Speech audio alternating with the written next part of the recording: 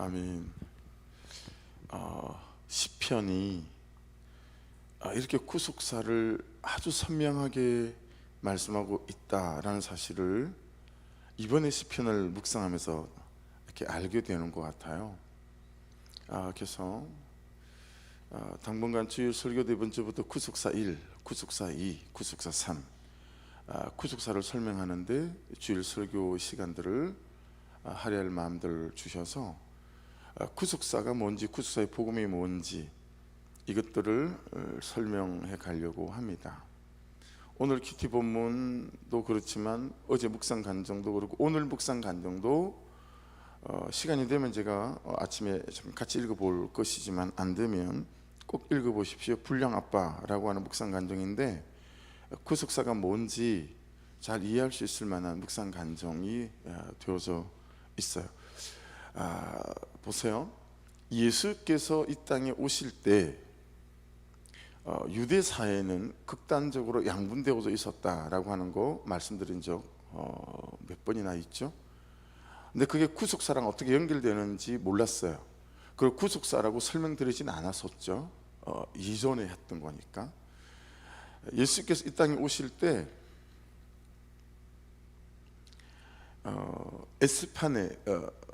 에세네파 공동체, 세례 요한이 에세네파 공동체의 일원이었다라고 보는 신학적 견해가 많이 있거든요. 이런 분들은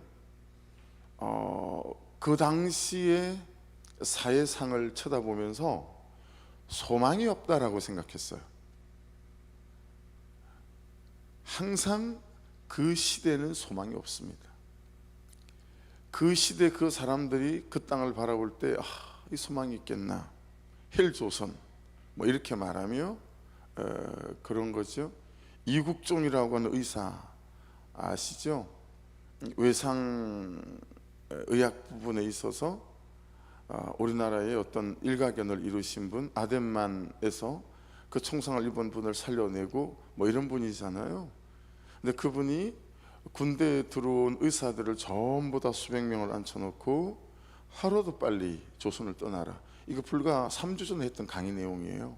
한국에서는 소망이 없다 뭐 이런 얘기 했단 말이에요. 그러니까 예수님 당시에도 그렇게 생각했어요. 그래서 구약에서 그렇게 오신다고 말하는 이 메시아, 이 메시아는 언제 오냐면 종말에 오거든요. 파루시아. 종말이 되어져서 메시아가 오지 않으면 이 땅은 소망이 없기 때문에 우리는 메시아를 기다려야 된다. 그래서 이 사람들은 산속이나 광야 여기서 공동체를 이루었어요. 그러니 직장에서 나와야 되죠. 가정에서도 뛰쳐나와야 되죠. 물론 가정의 통째로 옮겨오긴 했지만 그렇게 해서 공동체를 이루면서 메시아를 기다렸어요. 이게 유대 사회의 한 부류였었어요.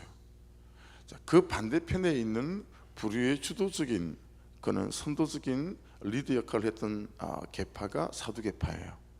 이 사두계파는 초기족층이거든요. 너무 가진 게 많고 누리는 게 많았어요. 그렇기 때문에 굳이 그들은 저천국이 필요가 없었어요. 영생이 필요가 없었어요. 그냥 너무 가진 게 많고 너무 누리는 게 많고 너무 아버지 때로 할아버지 때부터 받은 게 많아요. 대대손손. 그렇기 때문에 그들은 구약의 성경 자체를 어떻게 해석하고 이해했냐면 이 땅이 하나님이 주신 선물이다. 지금 그렇게 신학을, 성경을 해석하는 이들이 누구죠? 여호와의 증인이에요. 여호와의 증인은 이 땅이 천국이다 라고 그들은 얘기해요. 사두개파 그랬었어요. 그러니 이 사회가 극단적으로 갈라져 있었어요. 야, 죽고 난 다음에 아무것도 없어, 보이는 게 전부고 여기서 잘 살고 잘 누려야 돼. 여러분들 중에 예수를 믿으면서도 이런 세계관이 저변에 깔려있는 분들, 저는 교회 안에 수두룩하다고 봅니다. 그러니까 이 양극단에 있는 두 부류가 시대 정신이었어요. 이데올로기. 이게 그 시대 사람들의 생각과 삶을 주장했어요.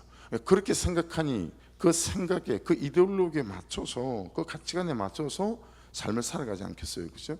그랬으니 직장과 학교를 다 그만두고 공동체에서 메시아를 기다리는 거예요. 자, 그러는 상태에서 예수께서 오셨어요. 그럼 예수께서 오셔서 에세네파 공동체와 메시아를 기다리는 그들을 너무 귀하다, 옳다 했겠어요? 아니면 이 사두개파, 여러분 사두개파를 나쁘게 보니까 그런데 이걸 좋은 측면으로 한번 살 돌려서 보면 그래서 그들은 이 땅의 삶이 중요하다라고 얘기하는 거예요. 이해되시죠? 그렇게 말하는 그들에게 어떻게 사람들이 홀리고 그들의 생각에 동의했을까 싶지만 그래서 이 땅의 삶이 너무 소중한 거야 라고 하는 한 면을 가지고 있는 거예요. 여러분 예수께서 오셔서 이 사두개파의 손을 들어주었을까요? 에스네파와 같은 이 메시아를 기다렸던 그들의 손을 들어주었을까요? 예수님은 그 가운데 쓰셨어요. 가운데. 너도 옳지 않고 너도 옳지 않다라가 아니라 그 가운데 서셔서 야, 이것도 중요하고 이것도 중요하다라고 말씀하신 거죠. 이게 구속사랑 어떻게 연결되는지 잘 들어보십시오. 구원을 받고 나면 그걸로 끝이에요. 구원을 받고 나면 구원을 받은 사람들이 어때야 돼요? 말씀의 방식과 하늘의 방식으로 이 땅의 삶을 살아야 되잖아요. 근데 구원을 받고 나면 여전히 세상 사람들의 방식과 세상 사람들의 세계관과 세상 사람들의 가치관으로 이 땅을 사는 거예요. 네. 이게 이제 너무 큰 어려움인 거예요. 그러니까 여러분 구원을 받았는데 예수님을 믿고 알게 되어졌는데 삶을 풀어가는 방식이 남편됨의 자리와 아내됨의 자리에 이 역할을 살아가는 방식이 세상 사람들하고 하나도 다르지가 않는 거예요. 그래서 복음의 핵심 중에 핵심은 칭의예요. 두말할 여지가 없이 칭의. 예수 그리스도 그분께서 나의 모든 죄를 지시고 돌아가시고 우리는 예수로 말미암아 의롭게 되어졌다 칭함을 받는다는 게 칭의예요. 그래서 우리가 구원을 받죠. 그렇게 우리가 의롭다 하심을 여김을 받았어요. 근데 왜 자꾸 죄를 보라고 그러고 죄가 있다고 그러시는 거예요? 왜 그러겠어요? 구원을 받고 난 다음에 이 땅의 삶의 문제들을 여겨전히 해결하지 못하고 세상의 방식으로 살아가는 수많은 그리스도인들이 너무 많은 거예요. 이해되세요? 그러니까 여러분 우리가 죄가 있다고 말하는 게 아니라 당신의 여전한 세상 방식으로 살아가는 그 삶, 그것 때문에 여전히 미워하고 여전히 원망하고 여전히 불평하고 이 살아가는 방식의 문제들을 해결할 길이 없는 거예요. 그리고 여러분 이렇게 들여다보니까 어때요? 아내라는 내가 너무 악해, 남편이라는 내가 너무 악해요.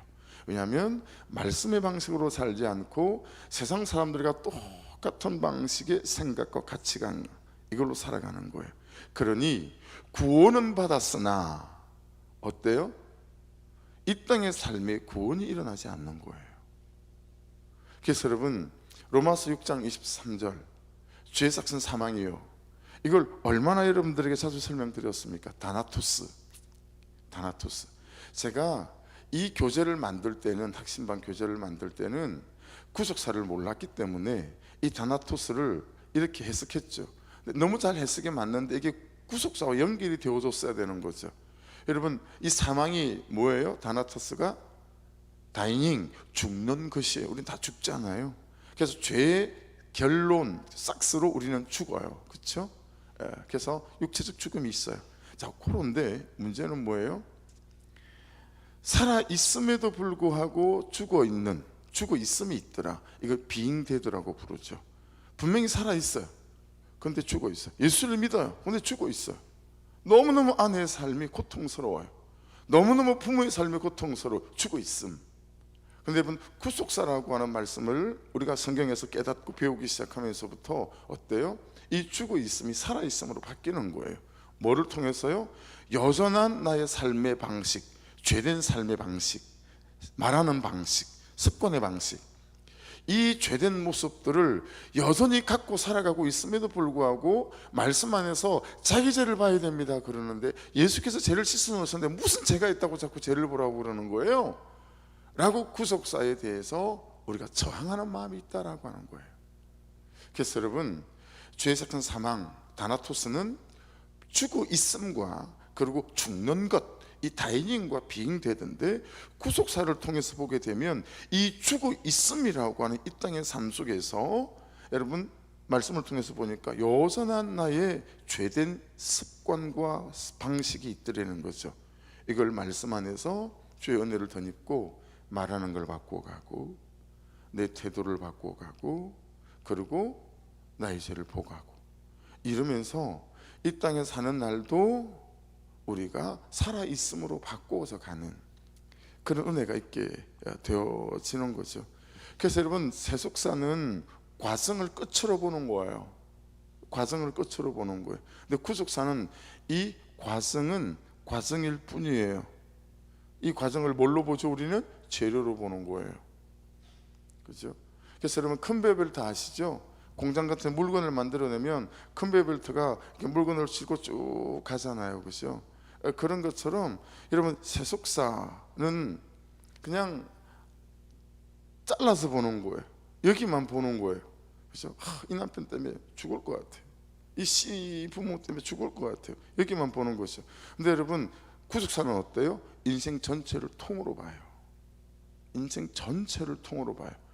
그래서 여러분, 구속사는 어때요?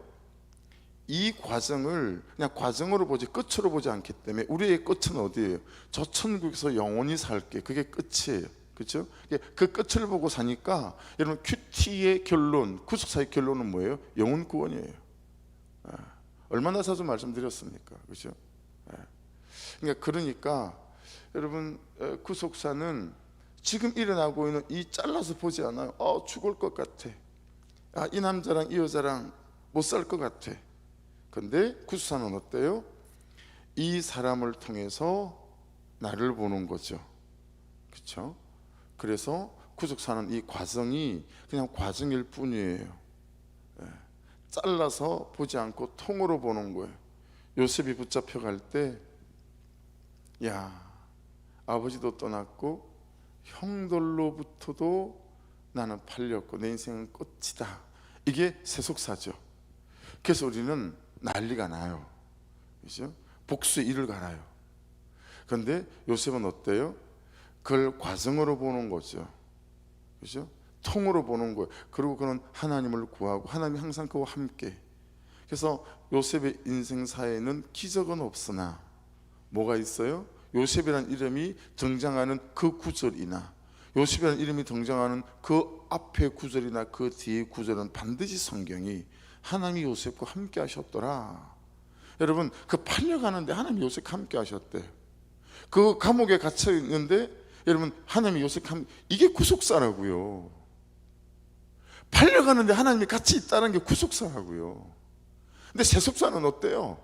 그때는 하나님이 없는 거예요. 그때는 하나님이 장님인 거예요. 그때는 하나님이 기머글인 거예요. 그때는 하나님이 팔이 없어요. 도와줄 수가 없는 거예요. 그러니 그 현재라고 하는 과정에서 우리는 절망 속에 살아가는 거예요. 근데 너무 절망 같은 지금이지만 하나님이 두 눈 시퍼렇게 뜨고 쳐다보고 계시고 다 듣고 계시고 그리고 나를 도와줄 수 있는 충분한 오른팔 능력이 있으시지만 뭐 하시는 거예요? 나를 다루어 가시는 거죠. 해서 여러분 3절에 보세요. 2절, 그들은 풀과 같이 속히 배임을 당할 것이며. 이거 맞아요, 안 맞아요? 우리 현실과 비춰보세요. 맞아요, 안 맞아요? 안 맞아요. 무슨 악인들이 속히 배임을 당합니까? 속히 배임을 안 당하죠. 그들은 얼마나 찔기고 얼마나 강한데요. 이 말씀이 안 맞지 않아요? 우리 현실과 현재와? 그럼 이게 무슨 뜻일까요? 여러분, 그들은 풀과 같이, 그들이 누구예요? 1번 악을 행하는 자들이거든요. 그래서 여러분, 시편 37편은 이렇게 생각하시면 돼요. 행악자들이 있죠. 악을 행하는 자들. 그 행악자들의 일시적인 번영, 우리가 볼 때 저렇게 악한데 너무 잘 되는 거 아니야? 이런 거 있잖아요. 그 행악자들의 일시적인 번영에 대하여 우리에게 뭐라고 말씀하시냐면, 야, 끝에 가면 하나님 그분의 심판 앞에 서게 될 거야. 이거 말씀하고 있는 게 시편 37편이에요. 그러니까 지금 2절에 그들은 풀과 같이 속히 배임을 당할 것이 말 때, 이 속히 메헤라라는 단어거든요. 속히가 메헤라. 이 매해란 단어인데 이게 무슨 뜻이냐면 나의 시간이에요. 나의 시간. 무슨 뜻이죠? 보세요. 그 참 부당해 보이는 남편, 부당해 보이는 또는 어떤 회사에서의 간부, 이제 이는 내 주변에 다윗에게 사울 같은 사람이 있을 수 있잖아요. 그렇죠? 나는 목숨 걸고 그를 도왔는데 오히려 그가 나를 죽이려고 하는 이런 처지들, 그렇죠? 그러니까 근데 그 악인이 속힌 배임을 당하지 않는 거예요. 그래서 여러분 나의 시간인 거예요. 내가 배어심을 당하면 죄와 악함에 대하여 그가 배어심을 당해요. 그러니까 하나님은 그 행악자에게 포커스를 두고 있는 게 아니라 나에게 포커스를 두고 있는 거죠. 그게 구속사예요. 나를 다루시기 위해서 그를 쓰신다 라고 보는 거죠. 왜냐하면 우리 인간은 악해서 그의 악함이 아니면 나는 나의 죄를 보지 못해요. 그의 악함이 아니면 나는 나의 더러움을 보지 못해요. 그렇죠? 그래서 그런 불편부당해 보이는 어떤 사람과 불편부당해 보이는 어떤 현실과 상황을 통해서 어떻게 되었죠? 우리가 하나님을 찾아요. 하나님 어떡하죠? 내가 더 이상 이 사람과 함께 살아갈 수가 없을 것 같아요. 그러면 하나님 그분께 안 잊어버리셨죠? 이틀 됐으니까 한적한 곳으로 가사. 한적한 곳의 의미 세 가지. 첫 번째가 뭐였어요? 겟세마네 동산. 뜻이 뭐였어요? 내 뜻대로 되기 원하고 내 뜻대로 되기 원하는 간절함이 있지만 나의 뜻을 꺾고 아버지의 뜻을 나의 뜻으로 받는 장소. 그게 한적한 곳이라고 그랬어요. 새벽을 깨우는 이유예요. 비아돌로사는 뭐예요? 그 수많은 사람들의 조롱과 침뱉음을 당하고 야유를 받고 돌을 던지고 그래도 십자가를 버리지 않고 그 길을 걸었던 장소. 비아돌로사. 그게 한적한 곳이에요. 그게 예수께서 한적한 곳에 머물러서 하나님으로 당신을 채우셔야 했던 이유였었어요. 또 한적한 곳의 세 번째 의미가 뭐예요? 골고다였어요. 그죠? 죄 없는 예수님이 나의 죄를 대신 지시고 십자가에 매달리시고 죽으신 장소. 한적한 곳으로 가셔서 하나님, 제가 오늘도 십자가에서 죽기를 원합니다. 그래서 바울 사도는 뭐라고 고백해요? 나는 날마다 속노라. 복음을 정확하게 이해하신 거죠. 그죠? 예수의 한적한 곳을 정확하게 이해하신 거죠, 바울 사도가. 그래서 나는 날마다 속노라. 고린도전서 그렇게 고백해요. 그러니까 여러분, 이 새벽에 우리가 해야 될 일이 뭐죠? 살아나기 위해서가 아니라 예수 안에서 죽기 위해서 여기 있는 거예요. 이 한적한 곳. 그래서 하나님, 오늘도 십자가에서 안 내려올게요. 잘 지게요. 조롱하고 침뱉음을 하지만 하나님, 제가 감사함으로 이 하루 잘 걸어갈게요. 하나님, 이것도 되면 좋겠고 저문도 또 나의 뜻이 너무 있지만 하나님, 내가 아버지의 뜻을 붙잡기 원해요. 그러려고 우리가 한적한 곳에 앉아서 말씀 앞에 서는 것 아니겠습니까? 그렇죠? 그러니까 여러분, 이게 구속사가 너무 맞잖아요. 너무 연결되어지지 않습니까? 그렇죠? 그래서 구속사는 지금까지 구속하는 거예요. 지금 여기까지 구속하는 거예요. 그렇죠? 세속사는 우리를 속여서 지금을 놓치게 만들어요. 내 구속사는 지금까지 붙잡게 만들어요. 그래서 나를 보고 십자가 앞에 머물고 한적한 곳에 머물며 다시 그분으로 채워서 감사로 살아내게 되어지는 것입니다. 그래서 여러분 생각해 보세요. 세속사는 죽어 있음을 손도 못 대요. 우리의 죽어 있음을. 그렇지 않아요? 그래서 어떻게 해요? 놀러 가고 다른 취미 생활하고, 그렇죠? 그런데 구속사는 우리의 죽어 있음을 살아 있음으로 바꾸죠. 할렐루야. 우리의 죽어 있음을 살아 있음으로 바꿔요. 죽을 것 같은 아내를, 자기를 죽을 것 같게 만들었던 그 남편을 사랑해서 받아내서 살리는, 이게 도대체 이런 게 어디 있어요? 세상에 이런 게 어디 있어요? 나를 죽어 있음으로 만든 시부모님. 근데 그 시부모님이 암에 걸렸어요. 근데 그 시부모님을 위해서 직장을 그만두고 그 시부모님에게 올인하는 거예요, 며느리가. 그랬더니 그 시부모님이, 그 악했던 시부모님이 이 며느리를 보고 죽어 있으면서 살아 있음으로 돌아서는 거예요. 유튜브 설교를 듣는 우리들 교회의 집사님 중에 한 분, 원래는 전도사님이셨어요. 여자 전도사님. 그분이 어느 날 카톡이 왔죠. 그리고 그분하고도 만났어요. 그리고 그분의 사연을 듣게 됐어요. 지금은 뭐 하세요? 시부모님이 암이 걸렸는데 시어머니가 그렇게 핍박하고 힘들게 만들어서 14일을 얼마나 대단하게 했는지 몰라요. 근데 모든 걸 스탑하고 그분을 봉양하고 있는 거예요. 그랬더니 그 시엄마가, 그렇게 못살게 굴고 악했던 그 엄마가, 야 도대체 넌 왜 그러니? 질문하게 만들었어요. 예수 때문에요. 야 네가 믿는 그 예수는 도대체 어떤 분이니? 나도 좀 알자. 그리고 그를 살려 이 땅에 살리는 것뿐만 아니라 영원히 살아갈 수 있는 사람을 만들어 놓은 거죠. 여러분, 세속사는 죽어 있음을 손도 못 대요. 근데 구속사는 그 죽어 있음을 살아 있음으로 바꿔 놓는다고요. 이 엄청난 복음을 우리가 붙잡고 있는 거라고요. 이 엄청난 복음. 그러니 진짜 복음은 선물 아닙니까? 그렇죠? 네. 그래서 여러분, 그의 악함은 나의 시간이라는 거 이 새벽에 깨닫게 된 거예요. 그의 악함은 나의 시간이에요. 왜 속히 안 바꿔놓는 거예요? 하나, 이제 기도한 지가 얼만데요? 나를 보시면 돼요. 그의 악함은 나의 시간이에요. 속히는 나의 시간이라는 거, 매해라는 나의 시간이라는 거, 이거 잘 오늘 말씀에서 유념하셔야 합니다. 그래서 여러분, 시간에 지지 않기를 주의 이름으로 축복합니다. 시간에 속지 않기도 주의 이름으로 축복합니다. 시간에 속지 마시고 동그라미 한번 쳐볼까요? 계속 다 명령형입니다. 이거 1절에 불평하지 말며 불평하지 말아라, 명령입니다. 그 뒤에 시기하지 말아라, 명령입니다. 선을 행하라, 3절에 의뢰하라, 명령입니다. 여호와를 의뢰하면 좀 좋을 것 같아, 그런 말씀 아닙니다. 명령입니다. 의뢰하라. 세 번째죠. 네 번째 선을 행하라, 네 번째 명령입니다. 그리고 그의 성실을 먹을 그릇 삼을지어다. 보세요.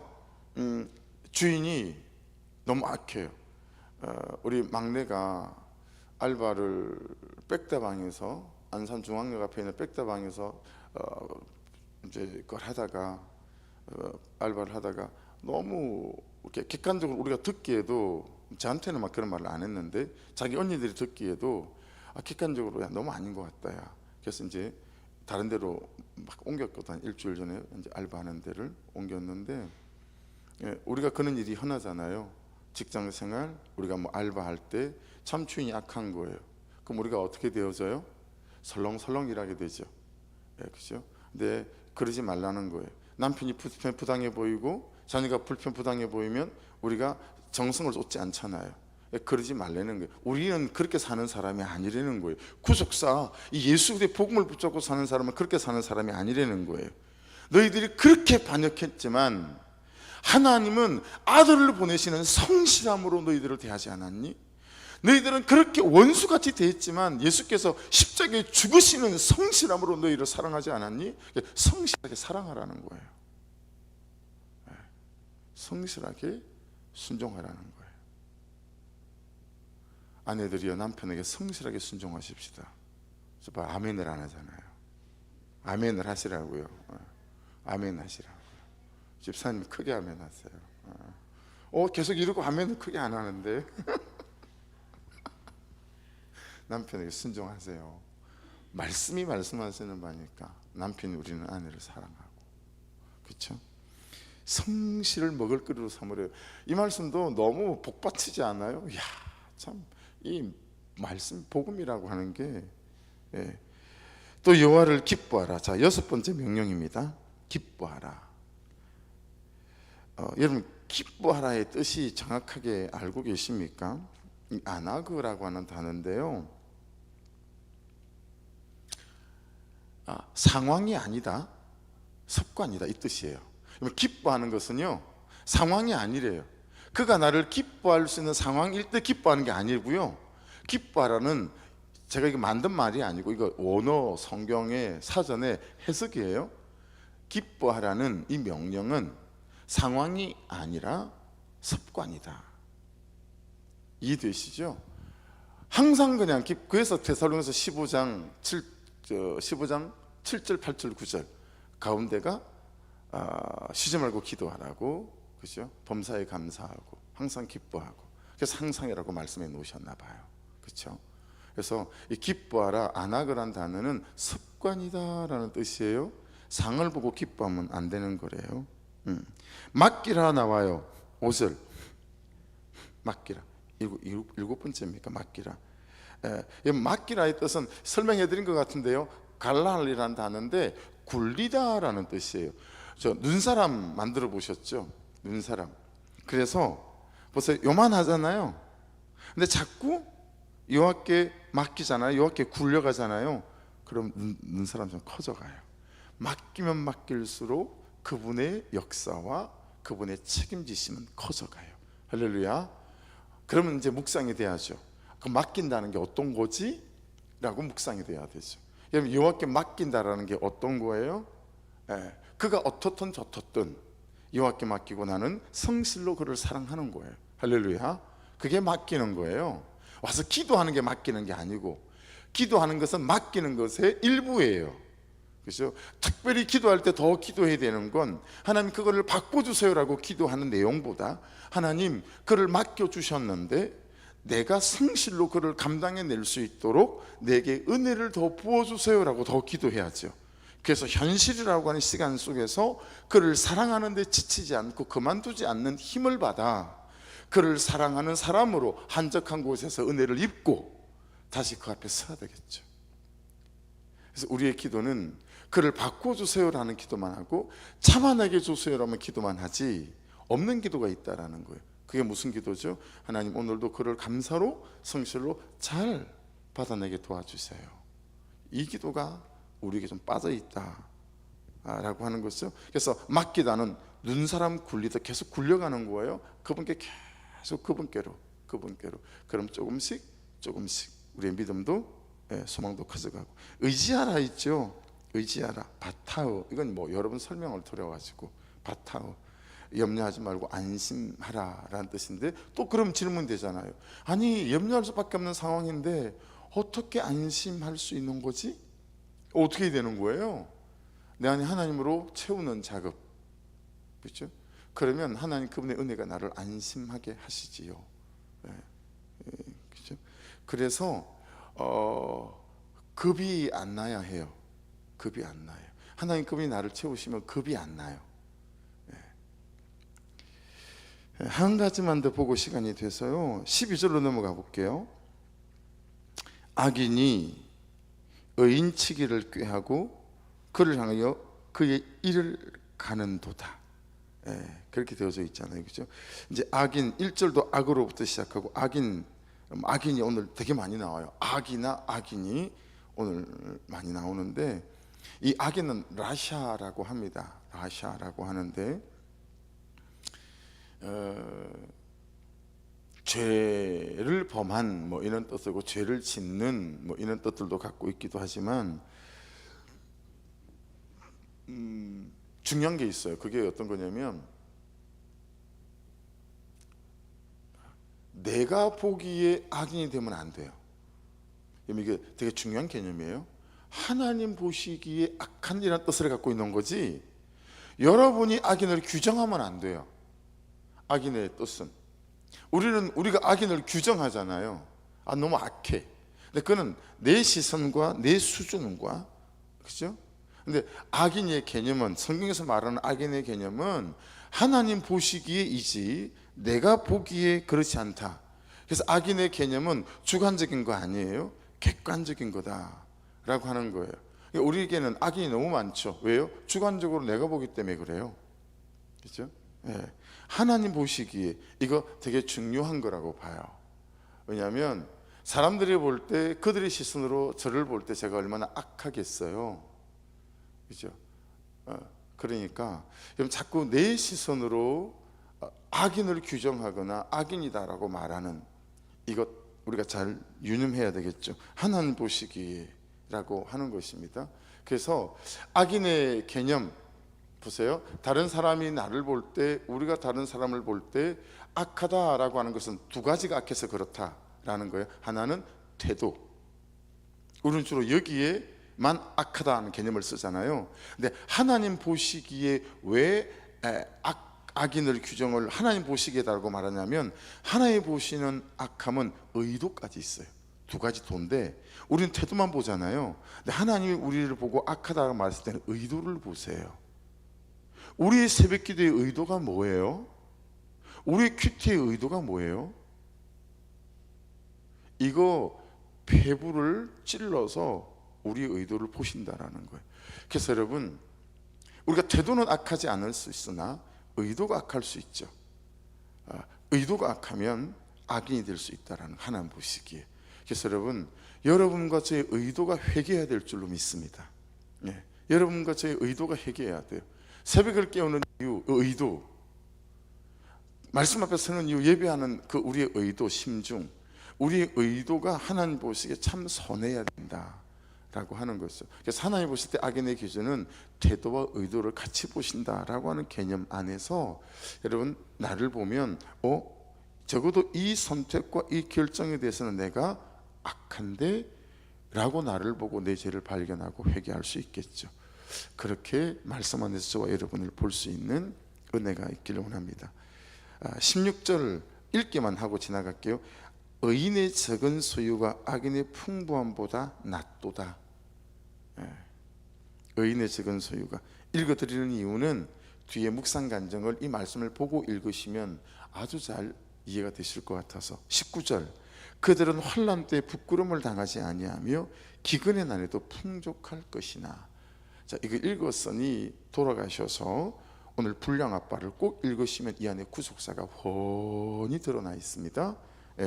훤히 드러나 있습니다.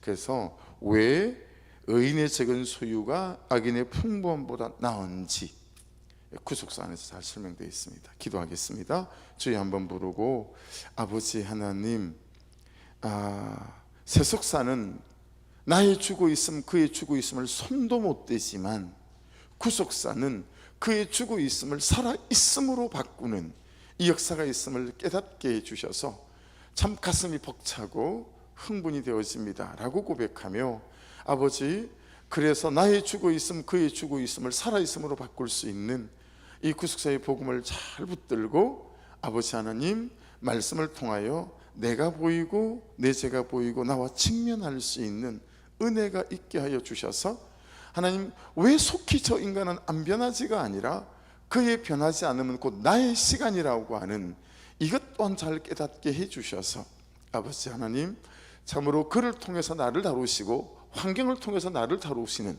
이 구속의 복음 앞에서 아멘 하고, 아버지, 나를 들여다볼 수 있고 내가 회개하고 자복하고 돌이키는 은혜 역사가 있게 하여 주옵소서. 온 교회가, 제가, 우리가 그리스도의 복음에서, 이 장님에서 눈 뜨는 역사, 기먹으리에서 들리는 역사, 아버지 허락하여 주시옵소서. 우리 주여 한번 부르고 같이 기도드리겠습니다. 주여, 아버지